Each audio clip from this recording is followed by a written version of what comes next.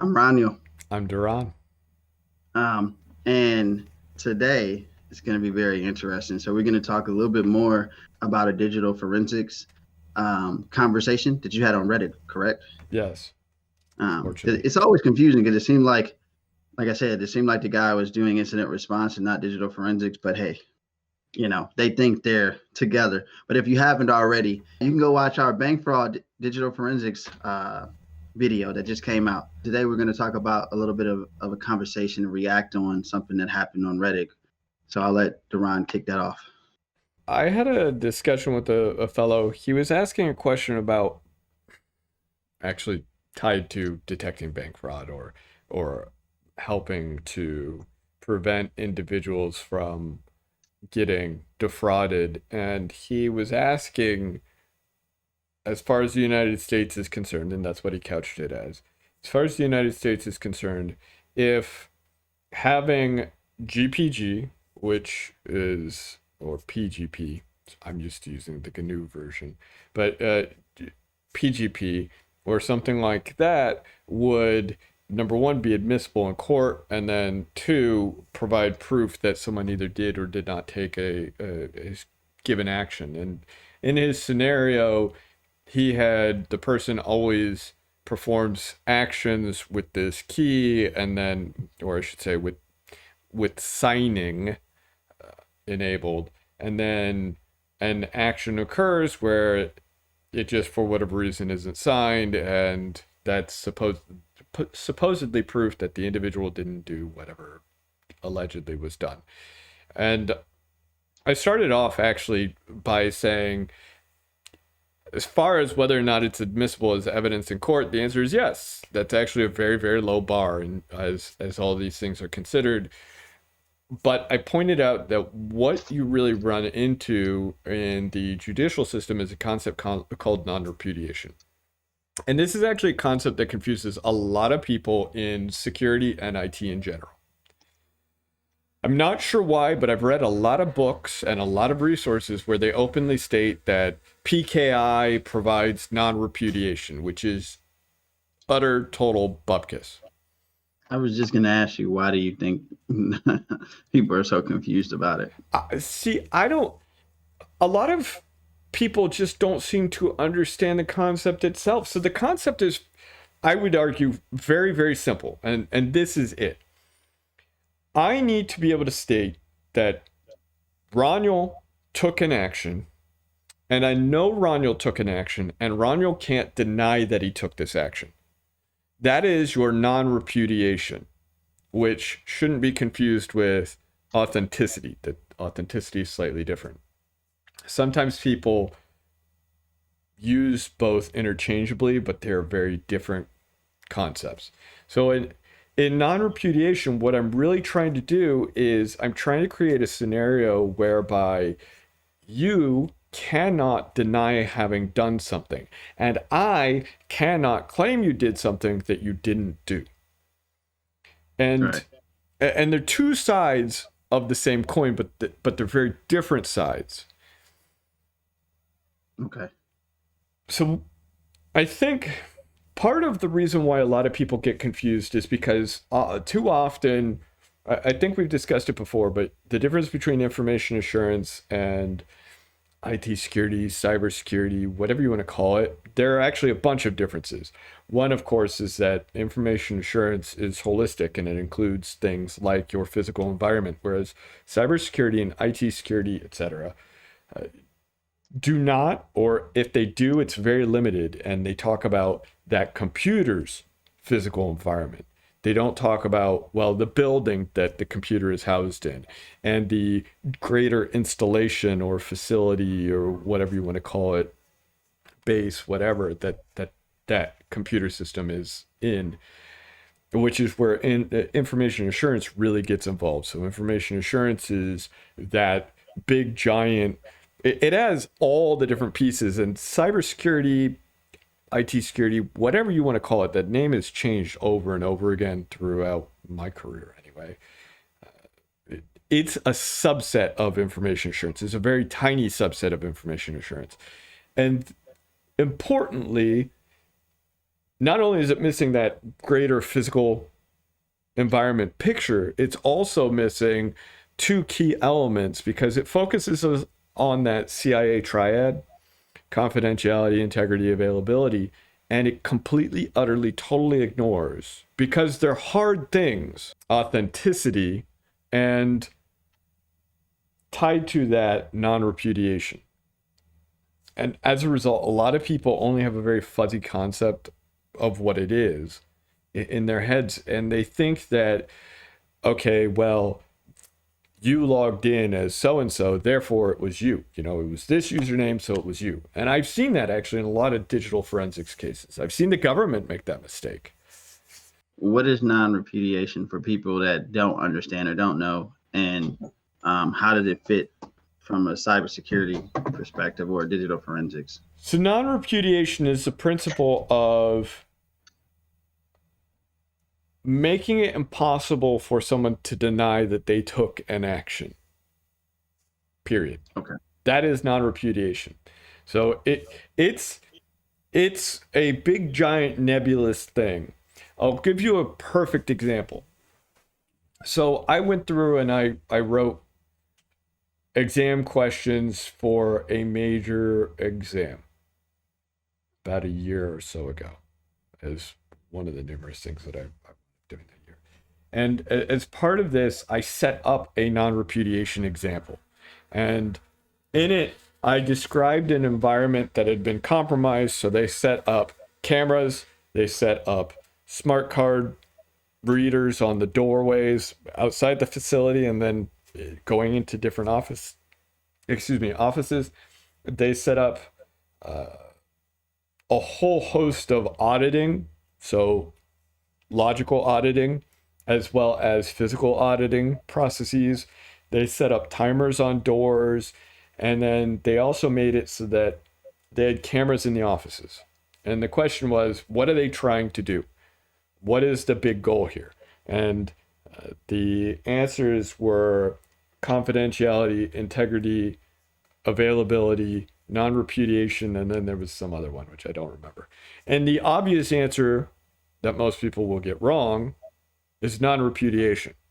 Most people are going to look at it and they're going to say, well, clearly they're interested in protecting the confidentiality of the data inside the building. But that's not necessarily the case. The reason why they have all of that stuff in place is so that when you take the data and you, Edward Snowden, out of the building with it, they now can say it was you who did it. And they now can go through and prosecute you. And you will go to jail, rightfully.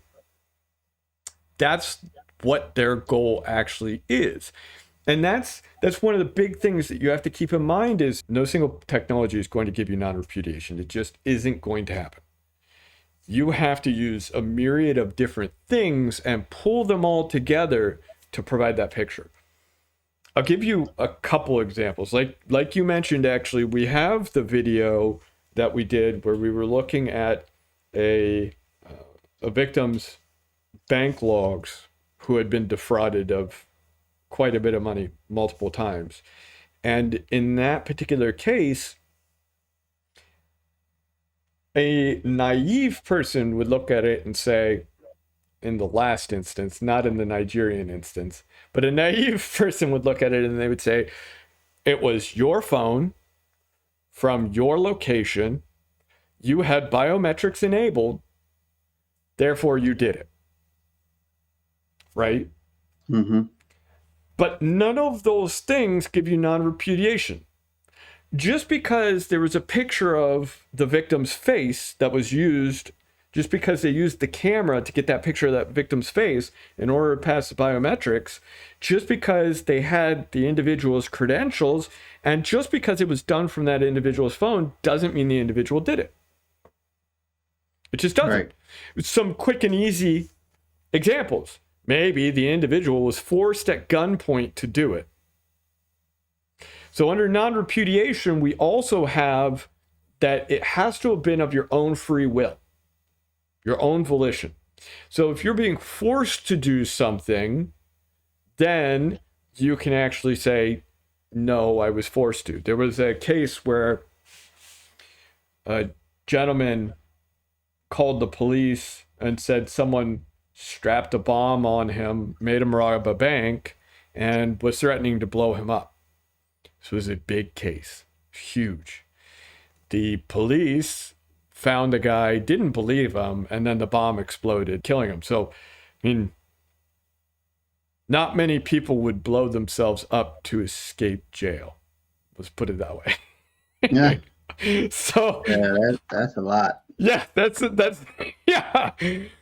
And legally, if let's say the man wasn't blown up, let's say they managed to get the vest off of him without blowing him up, and then they were able to look into it a little more, and his story kind of fit together, which they did do an investigation and determined I believe they determined 2 individuals that were involved on this scheme. I think he was a pizza delivery man. They beat him up, knocked him out, strapped a vest on him, and then made him go rob a bank. Anyway, if they had done all of that, then he would have been free and clear, because he wasn't. No jury in the world is going to say, you should sit there and put your life in your own hands like that. None. And similarly, if someone's sitting there and they're blackmailing you, depending on what actions you take, it can make it very fuzzy, so that if nothing else, you can at least get jury sympathy, so a prosecutor is unlikely to go after you for something. It all depends on what it is you did and the extent to which you did it, but definitely a bomb strapped on you fits the bill. No one's going to argue with you. You can do pretty much anything at that point and get away with it. Yeah, that is crazy. A bomb, man. Yeah. No. Okay, so fast forwarding a little bit, another example is maybe they knocked you out after your phone was unlocked, or they knew your code, but anyway, you were incapacitated in some fashion, maybe you were drunk, whatever, and they just used the phone up to your face and then withdrew your money. I mean, the point being, there are scenarios beyond someone hacking you where something like that can occur when you had no choice. You didn't have a real say in the matter. It was not of your own volition. Makes sense. Yeah. And then, of course, we also have the obvious cases of someone compromised you. And I'll give you a beautiful example. I've mentioned before I've done child porn cases, and I don't like to do them because I've explained why. They're terrible. But one of the things that I'm always very careful about is just because the data is on your computer doesn't mean you did it. Okay. So I had an instance where someone was being charged with the child porn. The photos were of a 17-year-old male. So 17-year-old, I mean, they're not going to look different than an 18-year-old, but that's not the real point. The reason why you have these laws is because, of course, the child doesn't have a say and all this other stuff, right? Was this a teacher? You hear all these cases with teachers. This one, thankfully, was not, but I have dealt with cases in schools. And, yeah. Man. Schools. Interesting environment. We'll leave it at that. Okay. I actually did deal with a couple sexual assault cases in schools recently. And that wasn't great either, particularly because the age of the children. But it was children on children instead of an adult. But anyway, in this particular case, I sat there and it was very clear. The photos are on this person's computer. They were downloaded at this time. They were downloaded by this specific user. But I didn't state it was this person who did it, because I have no proof of that. Right. I look, whenever I'm doing a forensics case on a computer, I look for malware. And I note whether or not there is malware, because that's important. That's absolutely vital.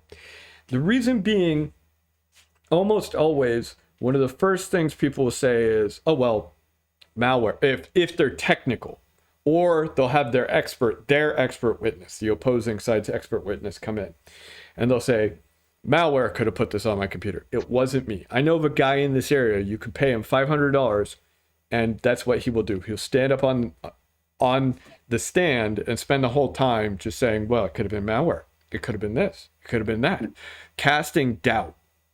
And this is a digital forensic person? Mm-hmm. Yes. They should strip him of his... They should. They should. I completely agree. To me, that's morally reprehensible. And he's done this on a number of big, high-profile child porn cases in this area. And I'm not going to say his name because I don't want to get sued. But he has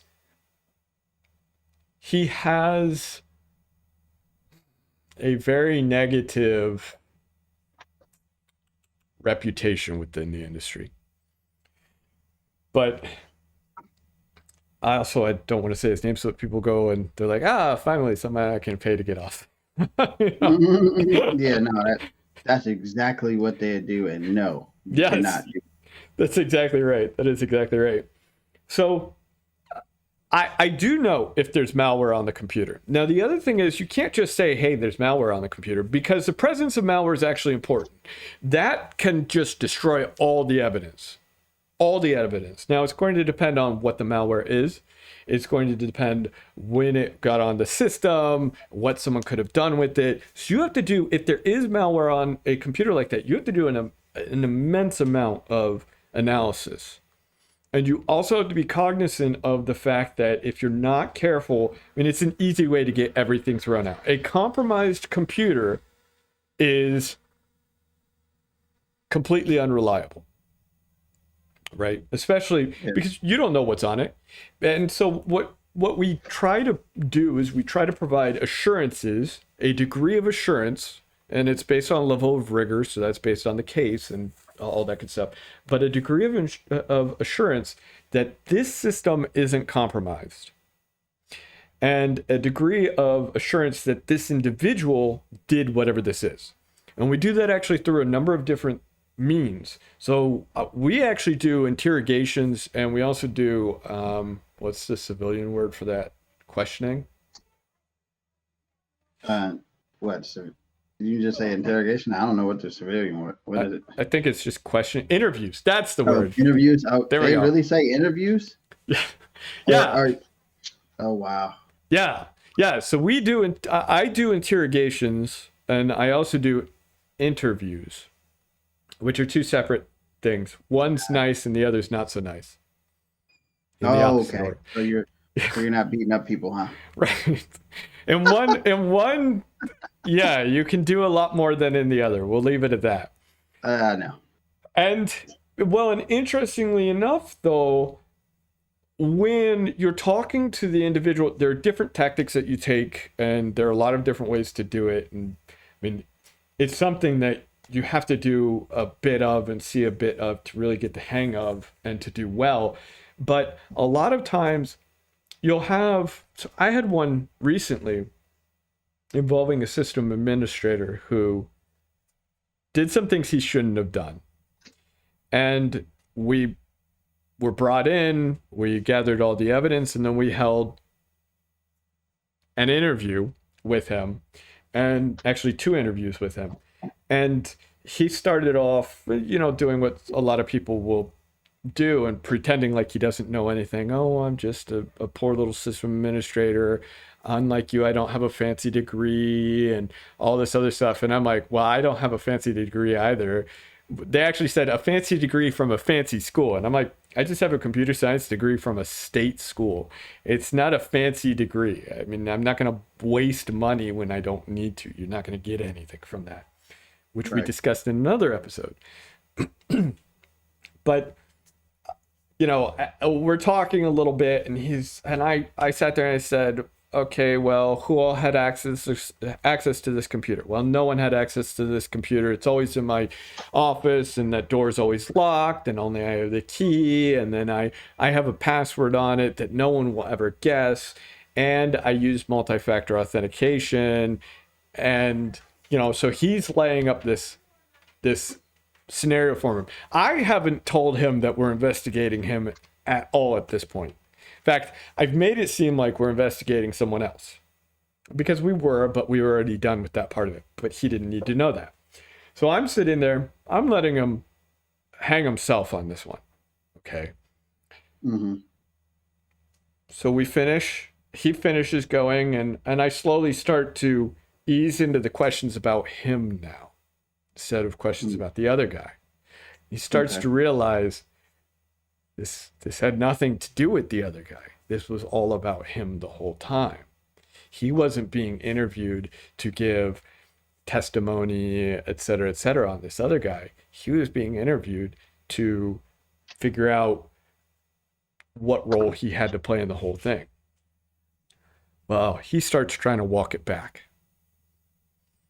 But he was hosed at that point because, number one, because of our state laws, we are allowed to record anyone. So in our state, so long as it doesn't cross boundaries, of course, state boundaries or international boundaries, etc., we can sit there and one side can record without allowing the other side to know, without telling the other side. So I can start a recording right here, right now, of a conversation with any individual in this state, and I don't have to let them know that I'm recording them. It's just how the law works, and that's okay. Some states you do, some states you don't. So we're recording them, and I've got all this data, and he tries to backpedal, and then he tries to pretend like, oh, I didn't actually know what multi-factor meant and all this other stuff. And I'm sitting there going, I actually had already pulled all of his data, and I'd pulled all of his activity, I'd pulled all of his account set up, and I already knew he had multi-factor enabled. I also knew he had multi-step enabled. And I nailed him to the wall. I nailed him to the wall, and he shut up really quickly in it. Okay? Because what he had done was he had built the non-repudiation for me. And there was no way he was getting out of it. Because he admitted that he was aware that he had purposely set up multi-factor. He was aware that no one else could have logged into his system. He claimed his passwords were not known to anyone else, you know. So if I sat there and I told, let's say we had a shared account and I told you the credentials. Well, obviously now there's no longer non-repudiation, because how can someone prove it was you unless you admitted to having done it? And that was the issue here.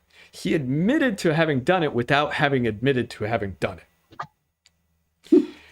And that's non-repudiation. Every court in the country is going to look at that and be like, bam. Every jury in the country is going to look at that. Bam. And I don't need to stand up in front of a jury and try to explain mathematics to, oh, well, this is how this algorithm works, and here's how PKI works, and all of this other crazy stuff, which, by the way, if you start doing that in front of a jury, most juries, their eyes are going to glaze over. They roll back to the back of their head. They stop listening. And then the other guy comes up and he's like, yeah, that's not how that works, and anyone can break this. Right. Boom. And now the jury's going to believe him because your explanation was complicated, made their heads hurt. There was a lot of math involved. And even if you brought in pictures, that's one of the biggest, most important things is when we talk non-repudiation, all cryptography fails every single time in what is known in the judicial system as the jury test. Mm. The jury test is quite simply, will a jury get it? Will a jury understand? And can a jury be convinced of something else because they don't get it, they don't understand, or because there's so much wiggle room? We saw that for years, actually over 100 years, fingerprints, right? The FBI claimed fingerprints were unique, and of course they got this from Scotland Yard and all this other stuff. Fingerprints aren't unique, and there was no science behind that claim. That claim is as bogus as claiming that your voice pattern is unique. You know, there's no science behind that. Absolutely none. And really, how unique it is would depend on what level you look at it, right? Oh, and by the way, your fingerprints change constantly throughout your life, and not even a little bit, quite a bit. Which is why fingerprint scanners and, you know, when they sit there and do the fingerprint analysis with the computers and everything else, it can't be really high resolution and super accurate because your fingerprints are constantly changing. Constantly. You do some work on something, your fingerprint gets messed up. You accidentally burn yourself, your fingerprint gets messed up. You get older, your fingerprint changes, but it also gets harder to take. Maybe you work in, maybe you're an arborist, so you work with plants and chainsaws, and maybe you're in landscaping, maybe you're a janitor at night because you think it's funny. I mean, any of those kinds of things, they're going to mess up your fingerprints. There was no science behind it, and that they aren't unique. 100 years later, with a lot of people put in jail because of fingerprints, when just like ballistics, you'll see people talk, oh, well, I can tell which firearm this came from using ballistics. No, you can't. There's no science behind that either. That's just as bogus as fingerprints. Your firearm, your barrel, does not leave a unique fingerprint, period. It's not how this works. But heaven help them, if you get the right person up on a stand with enough of a silver tongue, they can convince a jury of anything. And that's the jury test right there. Can a jury be convinced that you're wrong by someone who is lying? That's the jury test. So somebody like you would have to prove that they're well, maybe a prosecutor would have to prove that they're lying. You wouldn't. You would just provide the evidence, right? So it depends on what capacity I'm brought on. Okay. So I can be brought on as an adversarial expert witness. And if I'm an adversarial expert witness, then yes, their goal is I've been given the other person's report and it is my job to shoot holes in it. And I will go up and I will explain how they're wrong, how they're an idiot, all this kind of stuff. Good example. I mentioned before, I had a case where an individual's computer was compromised and evidence was actually dropped on her computer shortly before the police came and exercised a search warrant. And when I say shortly before, I mean 30 minutes before. And the state came in, the FBI came in, and both said, aha, the extortion letter, therefore she did it. They charged her with the crime. I'm now the adversarial expert witness in this particular case, and I was asked by the client to take a look at it because she was adamant she didn't do it. So her lawyer's like, you know what, let's call up someone whose resume will make the FBI blush. And up I went. I looked at the computer and I said, this computer has malware. This thing was dropped 30 minutes before. What the fuck were you doing, FBI and state? How did you not see this? And my whole point and purpose was to rip apart the evidence, and I did because it was bogus evidence. I've had other cases where it wasn't bogus, and I went back to the lawyer and was like, yeah, your client's lying to you. Right.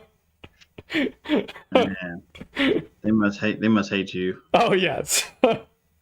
Look, usually if you're a lawyer, you're used to dealing with a lot of liars and shady people, and you always want to kind of know where your cards stand. So your good lawyers will actually find an expert witness and who's good, and they will ask them to review the evidence. Your bad lawyers won't. That's ultimately non-repudiation in a nutshell, and that's one of the most important things is you can't sit there and say, oh, well, you logged in, therefore it was you. You owned the device, therefore it was you. I actually had an argument with the police department over traffic fines. And I sat there and I said to him, why are you charging me with this parking violation? I didn't drive the car there. I didn't drive it there. You can't prove I drove it there. You have absolutely no evidence. You need to charge whomsoever did this. Now, here's the sad part. There's a reason why they charge those kinds of violations as misdemeanors. Because the bar for proof is much lower. And the government has stupidly gone through and written the law such that they can charge the owner. And I'm like, but you can't do that on anything else. My city went after me because of my plants. I have basil planted in front of my house. and they decided that I had weeds planted. And Wait, what? yeah, yes, You because they smoking couldn't pot, huh? identify it. They couldn't identify it, so it must be. And I sat there and I said, no, that is not. That's not what that is. And they're like, well, you have to tell us what it is. And I said, no, I don't. I don't have to tell you what it is.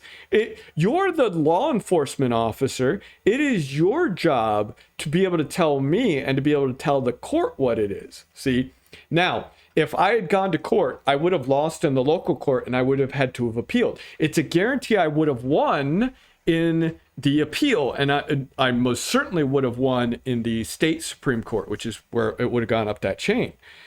But because I don't, here's the thing.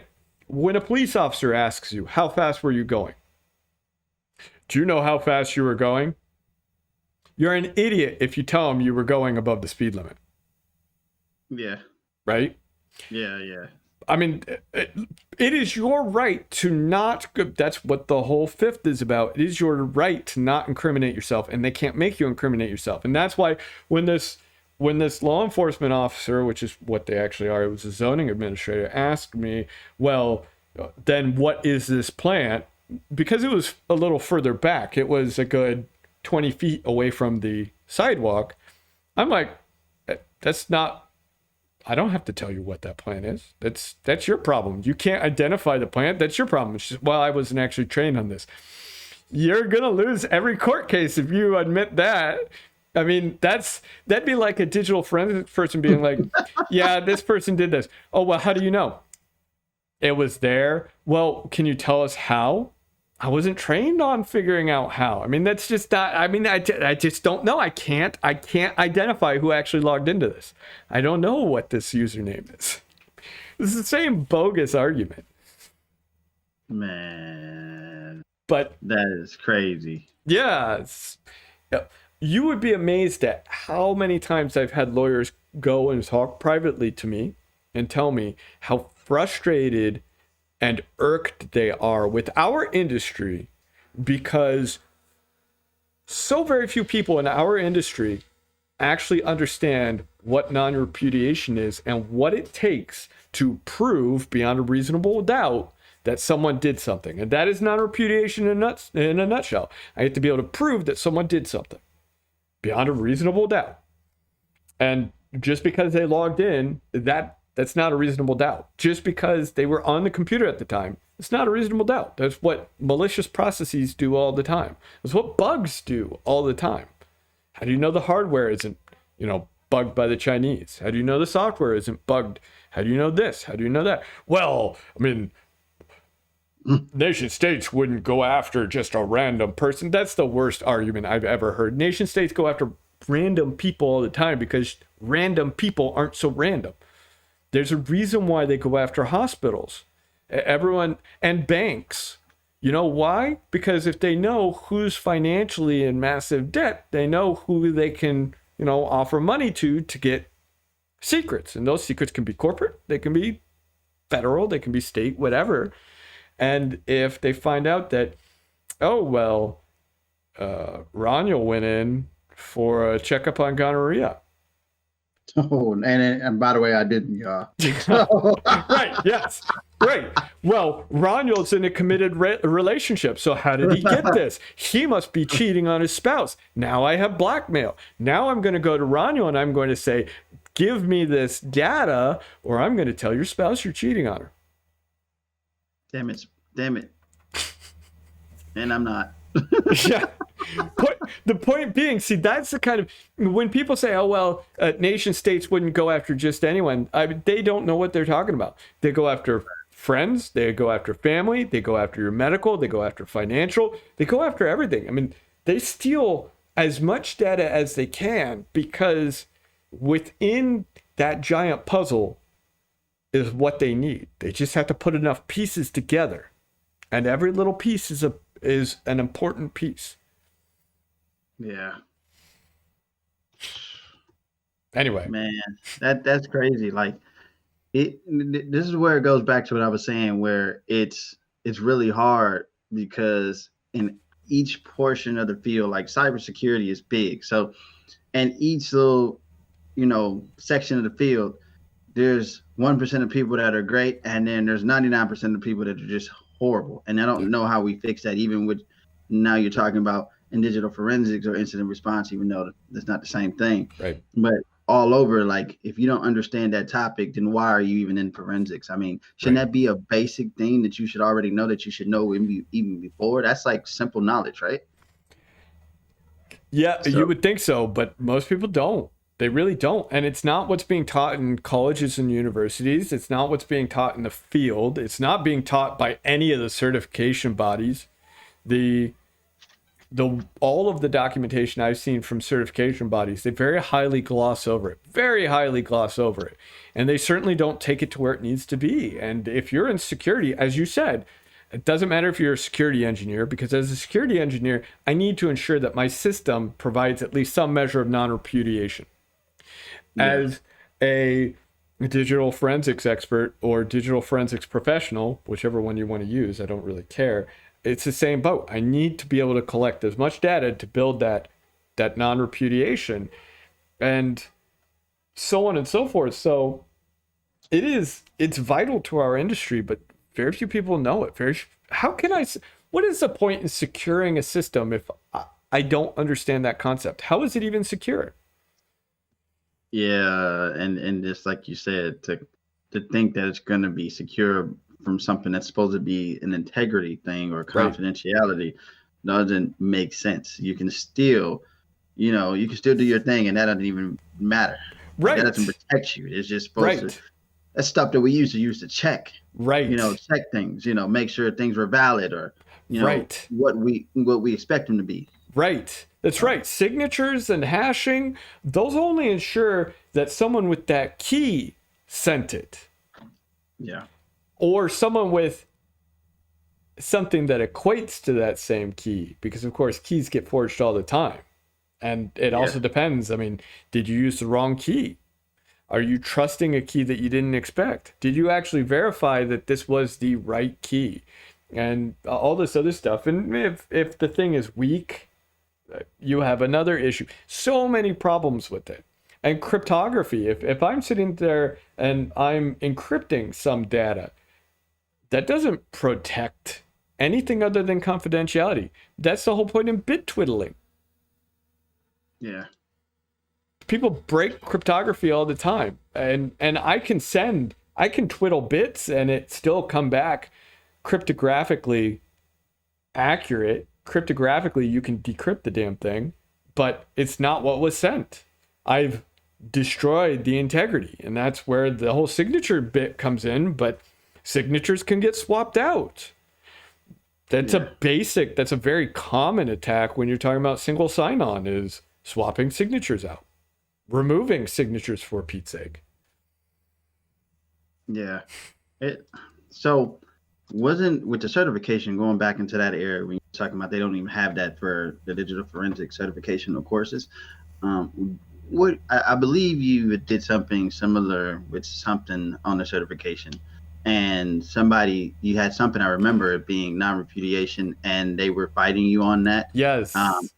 And again, can you tell us, not exactly what it was, but in particular, why you think they were fighting you on that? Would it be the same case in this, that he didn't understand it, or go ahead?